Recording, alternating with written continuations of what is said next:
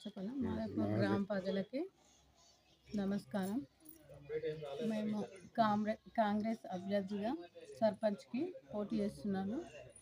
అనిత ప్రభాకర్.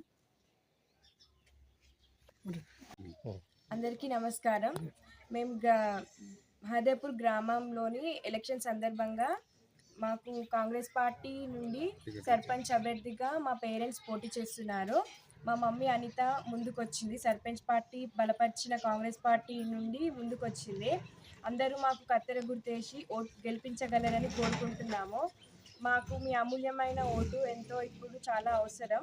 ఒక్కొక్క ఓటు మాకు చాలా అవసరం. ఎందుకంటే ఇది చిన్నూరు కాబట్టి ఒక్కొక్క ఓటుతో మేము గెలిస్తే మాకు చాలా గట్టిగా మెజారిటీ ఇస్తే మేము పనులు చేయడానికి ముందుకొస్తాము. ఇక్కడ చిన్న ఊరు కాబట్టి మనకి ఏ సంక్షేమ పథకాలైనా తొందరగా అందుతాయి.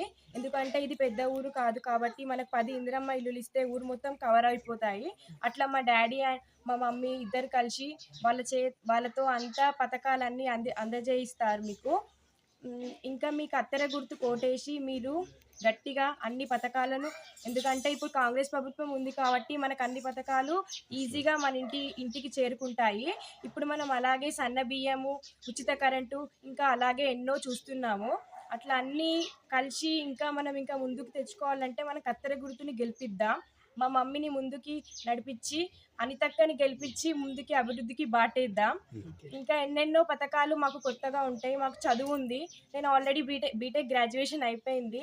మా అక్క ఫార్మసిస్ట్. మా అక్క ఎన్నో మెడికల్తో ఊర్లో ఎన్నో హెల్పింగ్ సెంటర్స్ పెడతాది. ఇంకా నేను ముందు పిల్లలకి, నిరుద్యోగులకి ఇంకా ఎన్నో హెల్ప్స్ చేయగలుగుతాను. మాకు ఒక్క అవకాశం ఇవ్వండి. మేము మీకు సేవ చేయడానికి రెడీగా ఉన్నాం.